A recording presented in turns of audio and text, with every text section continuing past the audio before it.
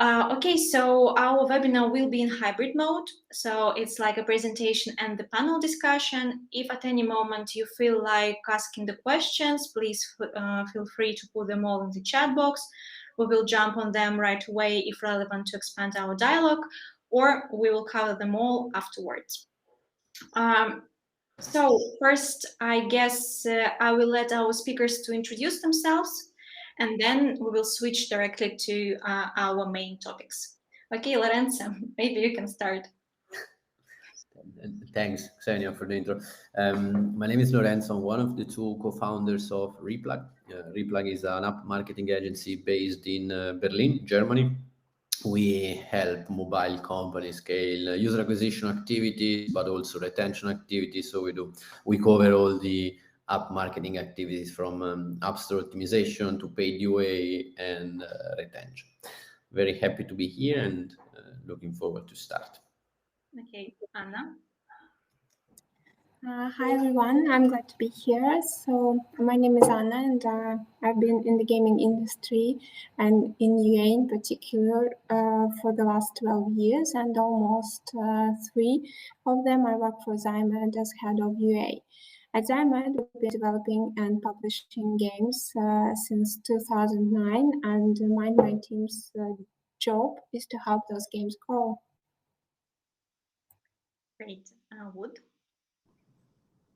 Yeah, perfect. Hi, everyone. My name is Wout, based out of Amsterdam. I lead the customer success organization for CleverTap, mainly in Europe and North America, which means that I work with various brands, including our gaming practice, to help them retain, activate, and monetize on their users. I will be talking a little bit about that. Great. And Enrique. Hi, it's Enrique from Tilting Point, VP of Growth. At Tilting Point, we publish mobile games. We have been doing so for about the same years as ZiMAD has. And my team mostly oversees our growth strategy. So that goes with UA, ad monetization, App Store, optimization, as well as marketing. Great. Thank you, guys. So we're all in the same boat with a lot of challenges and shifts in the industry, with macroeconomic challenges and global recession, with tough competition, with more than 10 million apps in the App Store and Google Play, with growing CPI and CPM when marketers reconsidering their spending habits, and of course rigid privacy policy and tracking limitations that make it even harder for us to get high quality users. So that's the main reason why we're all here together, just to scale our user acquisition strategies, to learn from the best, from our gurus, and then maybe apply all these insights and experience to our daily work. So we will start with the user acquisition part, and here we have for you ready-made solutions by REPLUG. So it's a 5 steps framework that Lorenzo will briefly explain what it's all about, and then we will go to the steps from publisher's side. Okay, Lorenzo, could you please explain us how it's work? Yeah, it looks very complicated because there is a lot of text and a lot of steps, but in reality, it is very simple, and we call it process work because it's a mix of a process and a framework, an actionable framework. As you can see, there are 5 consecutive steps, phases, which are audit, strategy, implementation, analysis, and optimization. And for each of these stages, then there are some questions that you need to ask yourself before doing any activity, and then there are a set of activities that are divided in macro areas. I'm not gonna focus on all of the phases today because we don't have time, and that's not the purpose of this webinar. What we wanted to do with this process work is to rethink the way we do paid user acquisition, because back in the days, like, it was just possible to start spending money on Facebook and Google. You got a lot of growth, you got a lot of traction and volume and events, and everything worked. Now, for the very reason that Xenia mentioned at the beginning, competition, tracking limitation, and whatsoever, we believe, and we saw actually with our clients and with our projects, that if we don't have a systematic approach, it's not possible to scale efficiently. So every time before to start a new project, we do an audit. You should do an audit of the previous activities if you want to see if there are capabilities of tracking. It's very important, tracking, especially now with iOS 14. Then we set up a strategy, a precise strategy to attack your target audience. We implement the strategy, we analyze the results, and then we start with the optimization and the test to get better. As you can see, the last 3 phases are part of an ongoing process, which basically never ends. And maybe later, if we have time, we're going to focus a bit more on the testing phase. I see that Dimitri likes the part drink with clients. Yes, we do a lot drink with clients, especially when we get good results.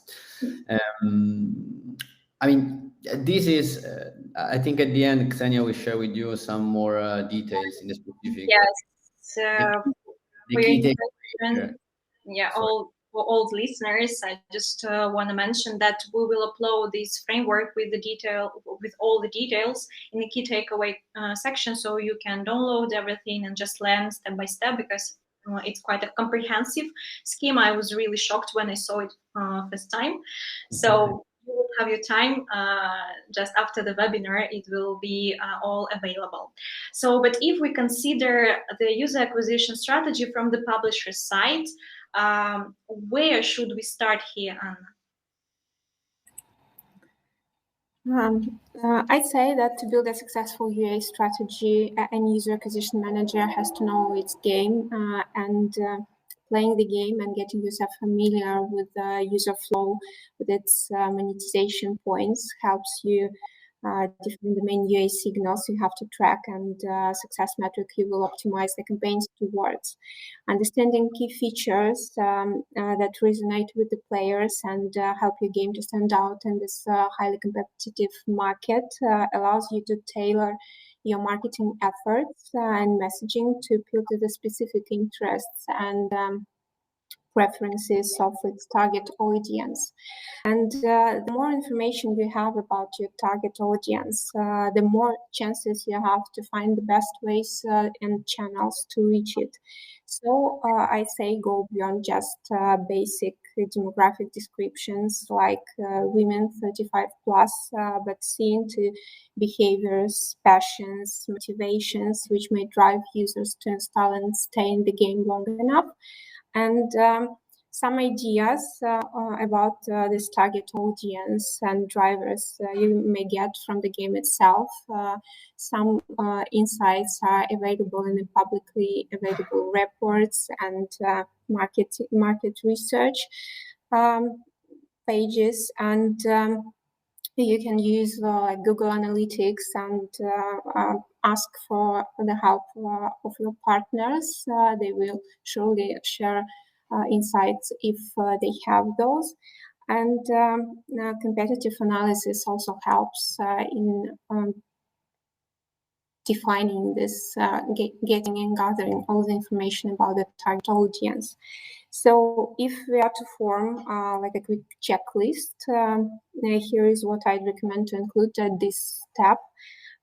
Play the game and know user flow, game balance, and monetization. Define UA signals to track and optimize towards. Explore your target audience, interests, passions, motivations, and address them later on in your creative strategy, in messages, and form based on that suitable list of channels you would use to reach this audience. So, Anna, and at ZiMAD, what's your main channel for the insights about your audience? Where do you get the information? I mean, the majority of the data. That depends on the project, actually. If it's a new project, then we will use, as I say, the publicly available reports and ask for insights from our partners, and for use like sources and services available for marketing analysis. And for the games, we have available for our users. We use Google Analytics, and there is a lot of information we can get from there. Mm-hmm. And we also get a question: what are examples of target audience in terms of campaign configuration? Again, this will depend, I think, on the network you work with, because the abilities to target audience and define who will see your ads will be different. So one thing, if we are working with Facebook, with this, it's very extended options on targeting. The other thing, if we work with like Google Ads and UC campaigns, where there is not much information about targeting. But again, we can use the information about the audience and creatives, and that's always is coming to specific segments and personas with behavioral patterns and like interests and specific motivations. I hope I answered the question. Okay, and Lorenzo, what we have about the audience in our framework? Usually when it comes to deciding the audience, it's in the strategy part. Of course, there will be always something related to the audience, because you need to analyze which audience is performing better, which audience, new audience you can test. But before to start with any activities, let's say you have a classical music app and you want to advertise it, you will need to define what is your ideal target audience, and then you need to find it in the different platforms. Maybe you need to you can find it on TikTok rather than Snapchat, rather than Facebook. Which interest are you going to target, use in terms of platform targeting, but also what message is perfect for your audience. So it's very important at the end of the strategy phase to have clear what you want to do in terms of advertising. Mm-hmm. And that will define your strategy in the end. Yes, that's the first phase, if I remember correctly. Okay, so Enrique, how we will manage and define our user acquisition strategies, what metrics to take into account, and how to understand that our campaign and our user acquisition brings us the results? Sure. As Anna was alluding to just now, it depends as well on what type of game or title you're managing, as well as at what stage you are at with the game release.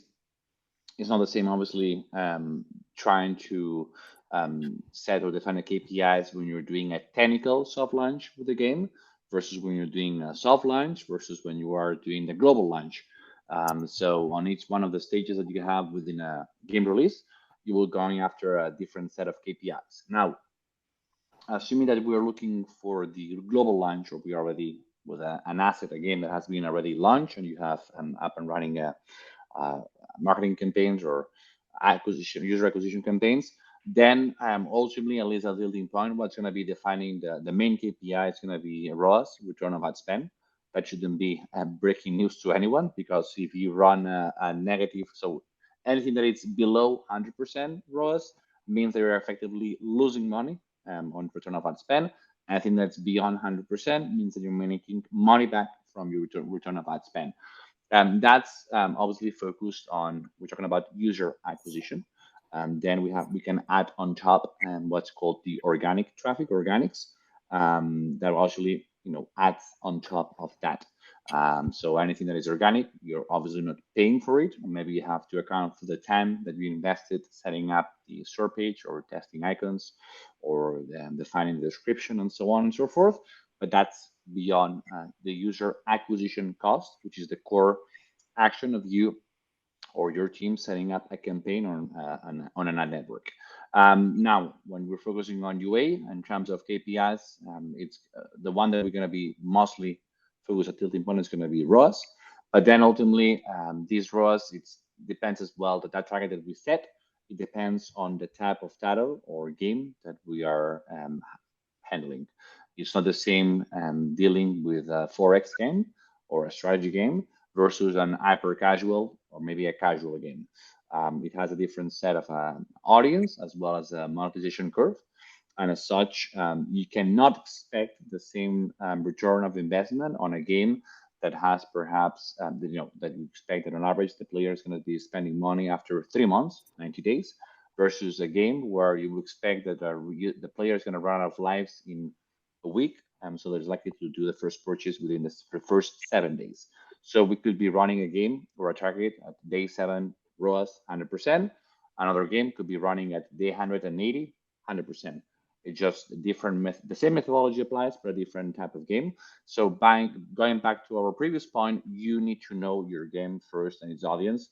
If you have questions about your game or your audience, you have to go back to the drawing board. Does not make any sense for you to drive a campaigns or to spend money on trying to acquire users if you do not know who your target audience is. A different beat is going to be that you thought that your target audience was going to be A, and then you run some campaigns and turns out that audience B or C ends up being the best performing one. And that's why you will be defining what's called personas, but that's referring to the previous point. So assuming that you did your homework and you know what is your core target audience, then all should be tied back to your return of ad spend, because ultimately it's going to tell you or dictate how much more are you able to scale your game. Okay, so and within Tilting Point, do you have any benchmark, for example, during launch phase or testing the ad strategy, how many downloads or installs you should have to understand that this strategy is working? Sure. There is a bit of a rule of thumb here, and that's where we get into the intricacies of the IDFA application, or what's called the privacy policies that iOS has put in place about 2 years ago. With that, each one of the networks that you're going to be working with, it could be Facebook, TikTok, Iron Source, they can have a kind of a threshold on how many installs or how many events you should be tracking in order for them to be able to optimize. A good rule of thumb is about 200 installs per day on each given network. I'm saying 200 because some of them are 80, others are 150, so at least 200. But again, the metrics vary. It depends on the type of asset or the type of genre that your game is at. So going back to my previous example, a Forex or a strategy game might be seeing cost per install, CPI metrics up to $20, $25, $30 cost per install in the US, versus perhaps a casual game, which you might be looking into $3, $2, or maybe less. It really depends on your setup of the setup of the campaign that you have, on the target audience, and on which countries you're running. But then, in terms of the rule of thumb, you're looking at least about 200 installs per day per network. Below that, if you cannot afford that, and you say, "Hey, I'm a small developer, and the thresholds that the network is giving me are too expensive," then the best case scenario is for you to focus on Android. Google Play tends to have a cheaper traffic. There's a reason for that. Is because their target audience is not converting as well as you would through iOS. But that doesn't mean that you cannot run a successful campaign there too. Okay, clear. So, and expanding on the testing. So, user acquisition, it's all about testing and optimization. So, Anna, how you manage the testing part within ZiMAD? So, if we're talking about testing, I'd say that US is all about numbers, so it is crucial to adopt a data-driven approach and determine, like Enrique says, what minimum sample size of statistical significance should be in terms of budget and audience, and define like the time frame given to the media source to reach the goals, and know in advance all the tools and the optimization options available to you, which you can use, iterate, and ultimately get to the results you want to achieve. So, and I would like to say that from my perspective, diversification is key to growth. So as a result of testing and experimentation, it would be really good to have a balanced mix of channels you work with, of optimization methods you use in your campaigns, and ad formats and creative concepts on every level.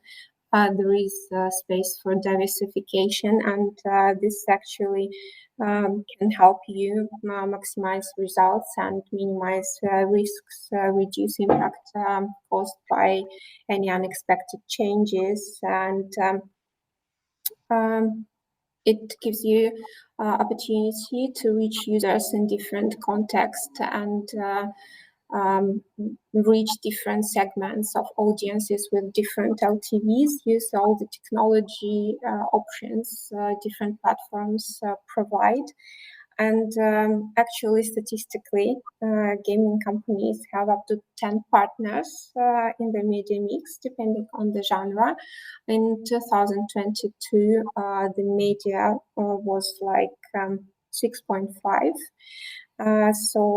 And ad spend is highly correlated with network quantity, so it's something you should definitely try to work on. As you said, the best way to find the balanced mix is to test a lot. So. And do I get that right? That the apps, the publishers, they have 10 partners on average. You mean 10 networks or 10 channels, not only the networks?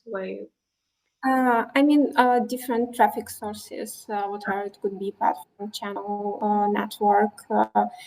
This depends on the genre, and I think the information was shared within some MMP reports. The references can be found in Squire's blog. Just published the information about how this changes over the years in terms of how many partners usually advertisers are working on in gaming industry by genre. So yeah. So it's pretty clear with the diversification part, but I have also heard some opinion that there is a trend to choose one main partner, especially among DSPs. So this DSP can aggregate all the data considering the new SCAD policy and then optimize based on the data. If you use different DSPs, then you have different parts of the information running through different DSPs, and at the end, these DSPs won't make that optimization as positive as possible. I don't know whether I put myself in the correct form, so I've read that. You did it well. You did it well. Okay, so most DSPs, many DSPs are going to end up having a similar traffic. So one question you should ask is, what's their unique traffic that they have, or like their exclusive publishers? Publisher as in someone that they're running their ads, but then you're running through several DSPs. If all of them have similar traffic, you might be even overbidding yourself. Okay, so for DSPs, it's better to choose one main partner, but for the networks, it's better to use like 10, 12, I don't know, wherever. Depends on how much money you have. Okay. Yes, I say it is always important to check if you add a new partner to the mix, if you have some growth in revenue and installs, actually, if they're going up. And what I meant actually by different traffic sources, I meant different options to target the audience. We have social networks, and we have DSPs, and we have OEM ads, and offer walls and rewarded playtime platforms. We have influencers and connected TV. Those all are very different ways to reach the audience and to interact with it. So that's mostly what I was talking about when I was saying about diversification. But again, after testing, of course, you will focus on those channels which can give you growth and provide more installs at less price and more revenue generated by the platform. So it comes always to the main KPIs and how you can meet them. Great. And Enrique, you also put IP integrations as a proven part to lower CPI and boost your UA strategy. Could you please dwell on that? So how it's working? Sure. Absolutely. So that might be out of reach for some game developers, but if you have a chance working with an IP that is an intellectual property, a franchise, a brand, basically that is well known by the public, then you are able to use their assets. That could be their image, maybe their logo, both in your creatives as well as in your store page and so on. And that helps dramatically to to drop your cost per install, because people are, they know about that brand or they know about that franchise, and therefore they're more likely to click, get and be curious about what's going on and install your game. But two, as well, if you are doing your job properly, you are able to integrate that within your game. Could be a special event, it could be an episode, it could be as an offer, a feature. The more in depth it is, the better it's going to perform. And then that ties back to the game performance. And going back to our discussion earlier about the return of ad spend, there is the spend on that regard, but it comes as well from how much the user is spending on your game. Sure, some games are mostly monetized through ads. That is, the user is going to watch an ad instead of doing an in-app purchase. But the best performing games, or at least the ones that we manage at Tilting Point, have a 50-50 or 60-40 in favor of the in-app purchase. So 60% is going to go through in-app purchase, 40% is going to go through ad views. So an IP integration is going to dramatically help on getting those conversions that players to actually spend money on your game. So if you add up the lower CPIs plus a higher degree of spend, then you can get a good campaign. But note that an IP integration requires for you to pay the IP or the licensor in advance. So these don't, depending on the IP as well, obviously, and depending on the contract that you're signing, but this doesn't tend to be a cheap enterprise. And the other point that we had there is about leveraging UGC. UGC stands for user-generated content. So these are effectively a clever way to call videos that you may see from users talking about your game within several networks. It could be perhaps a Facebook group talking about your game. It could be perhaps a TikTok, someone who is recording playing your game. So these are a great way to find what we call game ambassadors, where people who are passionate about your game or they really find your game attractive to them. And as such, it's a really good way for you to be promoting your game in a nice way that doesn't feel like it's another ad, because you can leverage those assets and actually repurpose them to actually become an ad for your game. Yeah, it's quite native, especially with the SPA cards on TikTok. We use it. Right. Yeah, but I've also had some contrary opinions. I'm evil here that it's quite hard now to find micro influencers that could provide good quality content at a reasonable price, because it used to be easier before, but now it's all about UGC. Everybody's talking about it. You hear me talking about it. You mentioned about it. So next, guess what people are gonna be doing? They're gonna look it up for right now. But that doesn't change the fact that it's a nice way to get a raw assets for your games. And on some instances, like you mentioned, TikTok Spark ads. And this is a way to actually have a great mean to talk to your audience in their native medium, which is going to be TikTok. So you don't need the creative team to think, oh, how is going to make a creative asset attractive for TikTok. You already have a good performing asset that you already found. But as you mentioned, the more you hear people talking about it, the less effective it's going to be, because it used to be the greatest thing ever back when not many people were using it. Now it's getting slightly more complicated. Yes, that's a challenge that I've heard from many partners. Okay, so moving on from the testing stage to the optimization one. So once we have our results, we need to optimize and maybe refine and change something. So how do we work here with optimization point? So Anna, Enrique. You wanna start, Anna? So it's up to you. So if you have some insights to share. So I can take it to start. Effectively, you know, what we're saying earlier, you start with a mentality of what's going to be my target audience, what should be the best performing assets. Truth being told, as many as, and I can probably add to that, as many brainstorms you can have with your team, as many ideas, great ideas you can have. Ultimately, you're not, or your team is not going to be the one doing the sales or doing the purchase in your game, or they won't be the ones watching your ads. You might do every now and then, but effectively you're looking forward to attract an audience that goes beyond your team. So even though you might have some idea, an initial idea or concept on who's going to be your main target or what are going to be the best performing assets and so on, truth being told, more often than not, you might be surprised on what works best. So you need to keep refining and keep testing assets, creative assets that is, different networks as well. And more often than not, at least a tilting point, not that we get surprised, but there are assets that we never thought that they could be good performers, and Like they end up being the best ones. Without giving into a lot of detail, there can be even games where you're assuming that your persona might be just gonna make this up, a female 35 plus, your average casual player, and then ends up being a male 20 plus because you know there's an aspect of the game that you didn't even think about and ends up being a good a good feature for this set of users. And sometimes you might niche down or go to really small communities, and that's where it helps a lot to get that what we call here the user feedback, where you're not only you're trying to pinpoint, perhaps it be through a community. We talk about earlier about Facebook pages.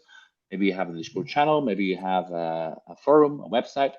You need to get that player feedback so you can just start getting that rapport, that back and forth with your user base, with your player base, so you know what they like most, and you can double down on that. It could be perhaps talking to the game team and say, hey guys, we heard that this level was really fun, and so let's try to build more features that are attracting to this type of level. And as such, you kept like this loop between your ideal or your idea or the conception that you have in the beginning, and this keeps evolving as you're getting more and more feedback from your user base.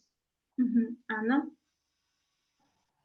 I said we always work based on data we get on every granularity level the specific partner can offer, and we analyze this data daily, weekly, and always coming back to the cohorts and see how they grow in time, and check with the KPIs and act based on the results we get.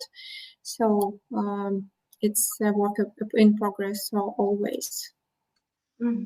And also I saw in the framework that we have optimization loop.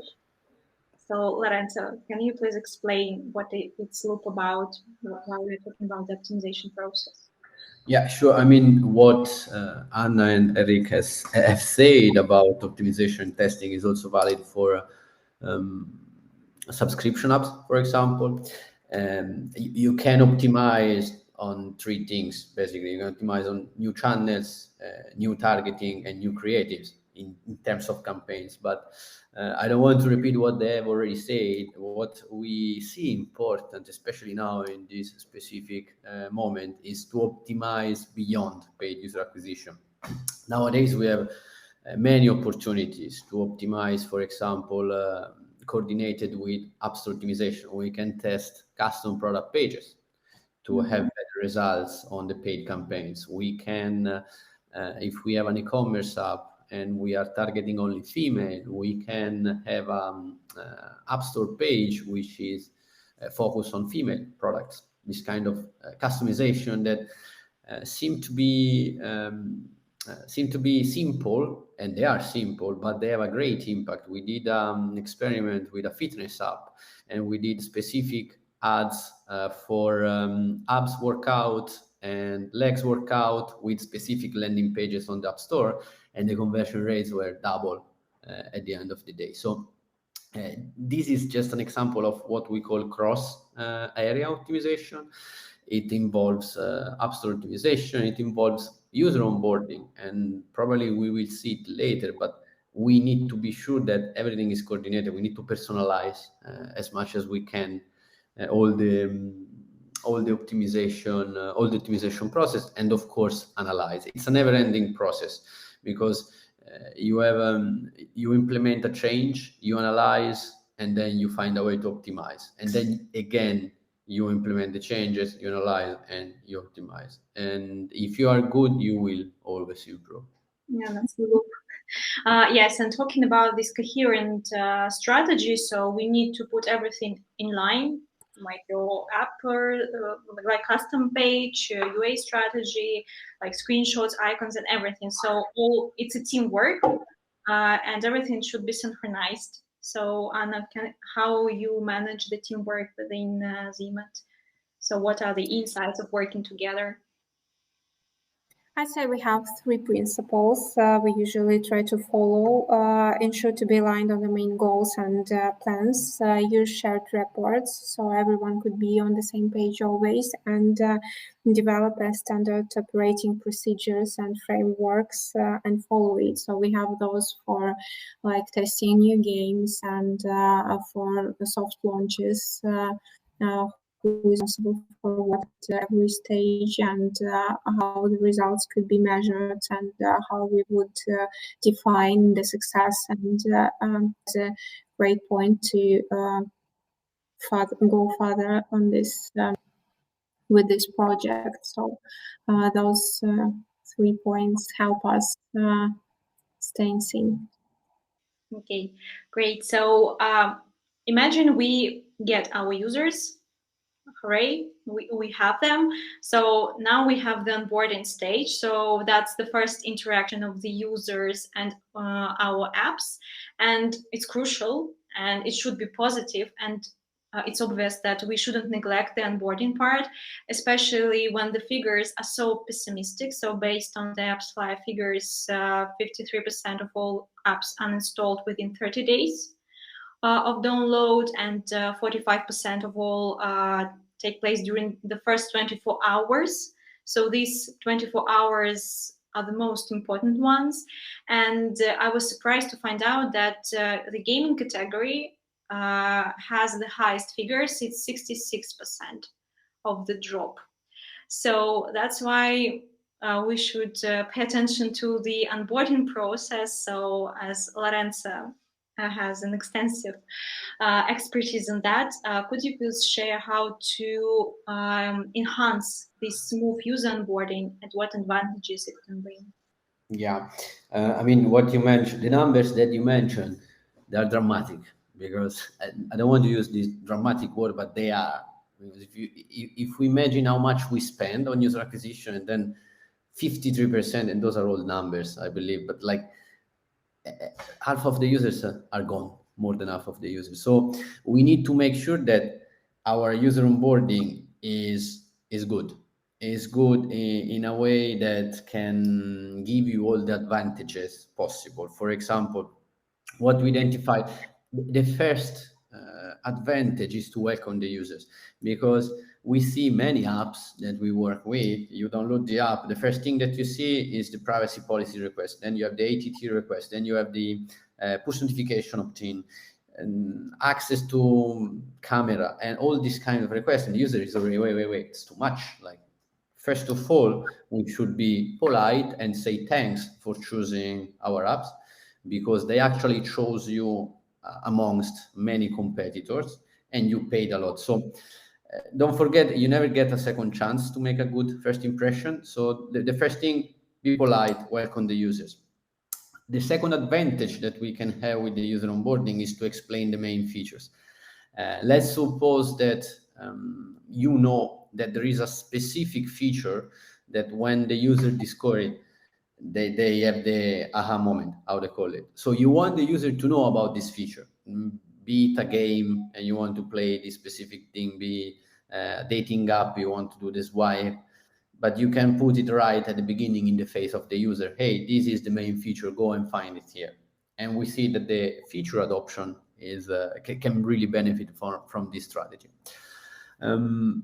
Of course, as a consequence of this, if you explain the main feature and if you welcome the user, and if you have a smooth user onboarding, you can prevent the immediate uninstall. meaning all those users that download the app, they don't like the first time user experience and they delete immediately the application. This is something that you want to avoid. We were mentioning at the beginning all these privacy concerns, privacy topic, which is more and more important.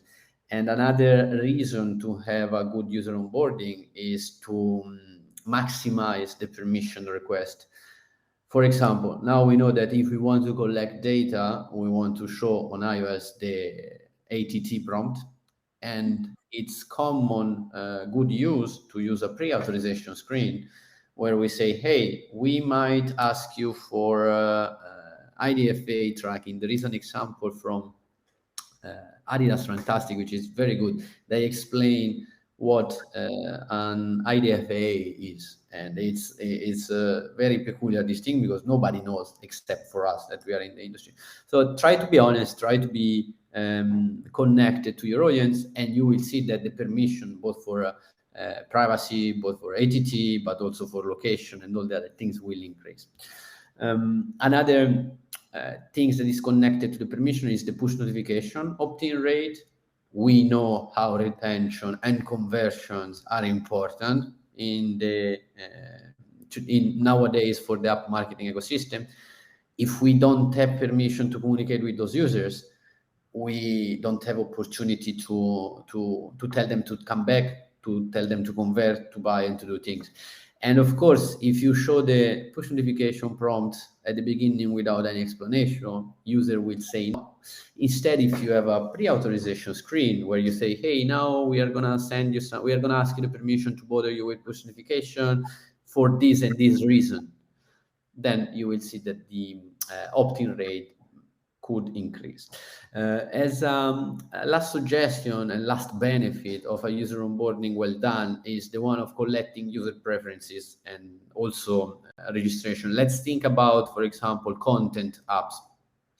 I always make the example of Blinkist, which is very nice. At the beginning, they have a quite long onboarding, but they ask you a lot of questions regarding what kind of books do you like, what are your favorite genres, what are your favorite authors, and all these kind of questions that looks not relevant but at the beginning, but they will be relevant for the engagement part later. So you can personalize the communication based on those informations, and then connected to this at the end of the questionnaire, you can ask to register so that you have also the email address and another possibility to get in touch. Then, of course, that's not all for user onboarding. We have an ebook which Enric as well contributed in the past, which has a lot of insights like this. One of the example is the example that you see below. It's an app from Germany, car sharing app or mobility app, and you see, not very well because it's small, but you see that there is a welcome page, there is a privacy policy pre-authorization screen, there is the ATT pre-authorization screen, registration page, and then also another permission request, which are very well organized in a smooth process. And when this is my experience, like I downloaded this app and I felt like, nice, I want to share this UX experience. So your objective to give you a takeaway is to create a seamless customer experience. As soon as the user download the app, they don't need to feel the moment where you ask permissions, but it needs to feel part of the experience. Yes, and I believe we will put in high resolution quality some great examples of the user onboarding afterwards. So yes, because the quality here, so it's hard to read. Okay, so we have user acquisition, like we get our users. We managed the onboarding in a great way, thanks to REPLUG. And then we have retention stage. We need to retain those users because it's quite expensive to get new ones. It's better to retain those who already downloaded our app. So, and here the stage goes to CleverTap. So yeah. yes. No, I mean, maybe to add on, right, from the onboarding stage, right? Like, so if we switch it completely to gaming, right, we have the FTUX, like the first time user experience. And I think a lot of different categories or other app categories can really learn from how games move from that initial first user experience, rather than calling it onboarding, but moving into first user experience into retention of a game and the gameplay. Because the main difference that we see there is that we immediately incorporate the gameplay into that initial, call it onboarding or activation. There's usually different metrics tied to that as well, which I find interesting. But if we speak purely about retention, right? Often we immediately start to think, and when we work with brands or games, they say like, oh yeah, we send a push notification after 3 days or 5 days or X time of inactivity. But truly, really, retention starts in the app itself, right? So if you look at the waterfall here, we're not immediately moving into external channels or retargeting or whatsoever. Really look into what's happening within the game itself. If we have players that are highly engaged, are very loyal to our game, and all of a sudden they, rather than they played 5 times a week, we see that a couple of weeks in a row they play it 3 times a week. That should be a trigger to retain users longer and to prevent users from moving forward. So what we always look at is like, hey, what's the first step? That's what happens in the in-app. So first, native content personalization. That's going to be different LiveOps events or things that you place, different packages, different boosters that you provide for your users. Then there's in-app pop-ups, which are a little bit more intrusive, but that's when the user is still engaged, to try to hook them onto, maybe it's a side quest, or maybe it's a different level that they can play. Maybe it's a different element of the game that they haven't explored yet, in order to retain them or to pique their interest, or to simply boost them onto a next stage in the game, right? Maybe it's getting boring or they're getting stuck. Then there's push notifications, who are easy to configure, but obviously it's not a catch-all. Email is still a relevant channel also within gaming, but more for your VIP users. And then you get into retargeting, where the whole UA strategy kind of comes in again. So this is a sort of framework that we use a lot. But I think reversing the funnel here a little bit, and really work on churn prevention rather than or let's say work on your retention rather than on churn prevention, which is when the user is active. That's when it all starts. Mm-hmm. So, and you've mentioned the LiveOps. I've heard a lot about LiveOps, and it's a buzzword now. So everyone is trying to conquer this strategy and somehow to boost retention and in-app purchases within LiveOps. So what could you recommend here? Yeah, and I'd love to hear from the actual studios here themselves as well. But definitely, when you work with players inside the game itself, right? Like, what you want to do is either boost their engagement, bring them further, or either based on historic monetization, try to get repeat purchases out of them. Some of the basic strategies that we see that work very well and are kind of like table stakes you need to have it in your game are either free upgrades that are time limited. Usually you position those for free users or free players that haven't made that first in-app purchase yet, right? Have them experience what does it mean to buy extra gems or gold or coins or whatever it is. Level up package. So when you see that users are close to leveling up, and maybe they've played a couple times in the day already or a couple times in the week, and you want to get them to their next point. Defeat and shortage offers, right? If you run low on a certain in-game currency, allows them to play again. If you do a certain, if you have more of a casino card game, or if it's more of a strategy game. And then streak offers, right? Keep users playing, because as long as they're playing, they're retaining more. So those are some of the elements, and you can use all of the above mentioned channels in order to retain those users, right? So it's not a one strategy. It's not just in-app messages. It's not just in-game updates. It's not just push notifications. It's a whole breadth of those channels in order to keep that there. But it's hard to manage considering the amount of budget the user is ready to spend.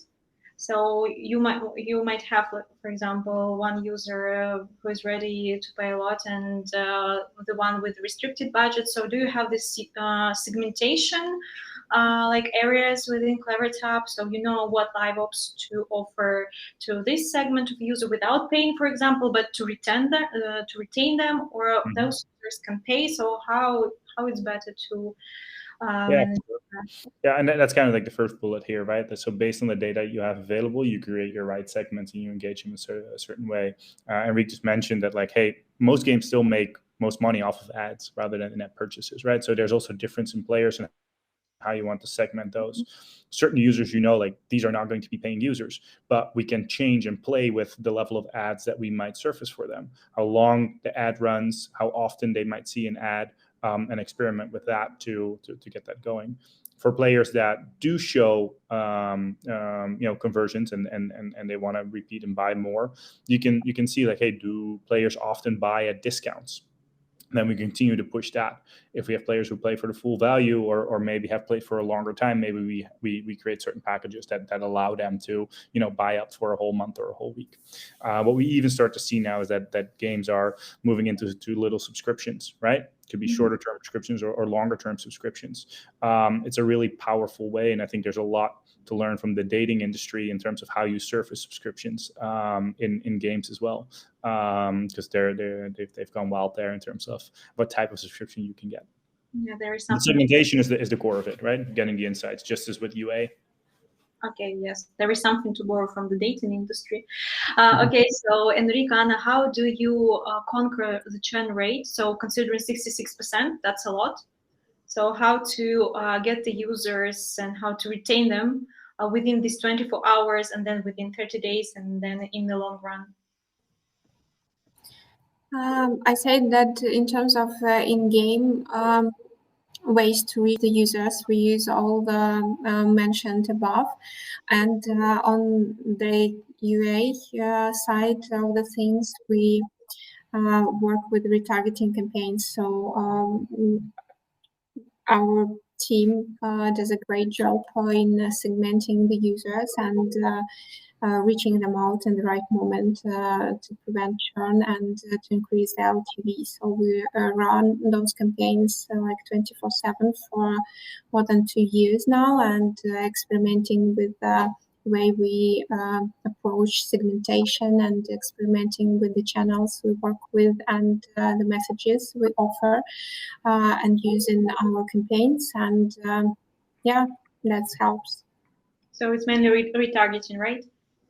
So on UA side of things, yes, it's retargeting, but I know that a development team works with LiveOps, and we use emails to reach some of the users we have.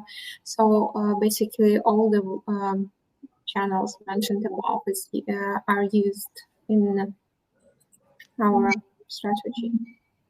Enrique, what's the situation? Yes, the avoiding churn, player churn, it's a tough one. Moreover, when you have many other options available in the space, as simple as the player going to the App Store or Google Play and just searching for another game, or maybe they see an ad, a great ad from one of your competitors who's attracting their eyeballs or their fingers, better said. We'll read into this on this slide here, right?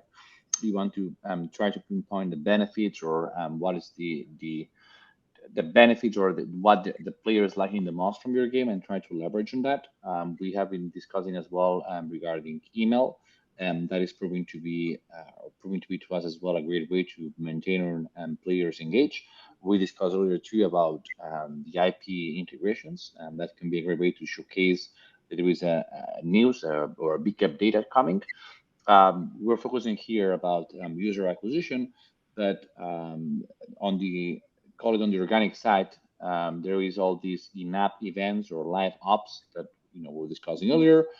That's a great way as well to get the eyeballs or former players or churn, or maybe you stay at the top of the head of your players, so they choose to go back to your game versus another game. Ultimately, you're fighting for a specific share of voice. So Lorenzo was alluding earlier to a card writing or a writing share app, or perhaps we're talking about a dating app. These have a really specific use. Hey, I need a car, or hey, I want to get a date. On with games, the player wants to get entertained. So with these, the options are many more available. and as such, again, you want to stay at the top of their head. Push notifications, there is always the good old push notification, but these, at least in my experience, tend to get annoying. I'm talking now on a user, on a personal perspective. I tend to deactivate them, notifications. I don't like them. I actually keep my phone in silence all the time. Unless I'm super engaged with my game and I want to get a notification every 6 hours when my units are ready to be deployed again. I doubt that's going to be, but I know that other players are really motivated with the game. So going back to what we were discussing earlier, the fact that I, Enric, do not like notifications doesn't mean that another player might not enjoy them, because that's a great way for them to get a reminder. Oh, I need to do that action. So, the assumption can be there, but it's always best to test. And sure enough, if you're lucky that you are growing your game so much that you have thousands upon hundreds of thousands of daily active, or maybe monthly active users, you will have a different subset of players or personas. So you need to identify which is the most profitable one to you, or which one you want to cater to them the most. And would mentioned it earlier too. We have, you have as well the VIP players, or the whales as you will call it. So these guys, girls, and these folks get they should get a personalized treatment. We're not going to get into the details now on what would that mean, but obviously you want to take care as well on those players who are potentially bringing you the highest revenue in comparison to the rest. Mm-hmm. Yeah, thank you. Yeah, it's pretty clear. So the industry is quite challenging. So we have covered all the pitfalls, I guess, and the obstacles that we might conquer and overcome. So, but what future holds for us? So we are running out of time, unfortunately. So I suggest here we put main points on the slide. So, but I would suggest for every speaker maybe to choose one or two predictions or trends that would affect the most our industry, on your opinion? So I say the rollout of Google Privacy Sandbox will definitely change the landscape of UA and channels maybe we work with. So that's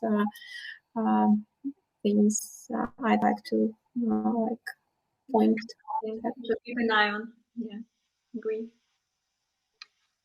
I would say the holistic approach and trying to is not only about user acquisition. You have ad monetization, you have organics, you have featuring, marketing.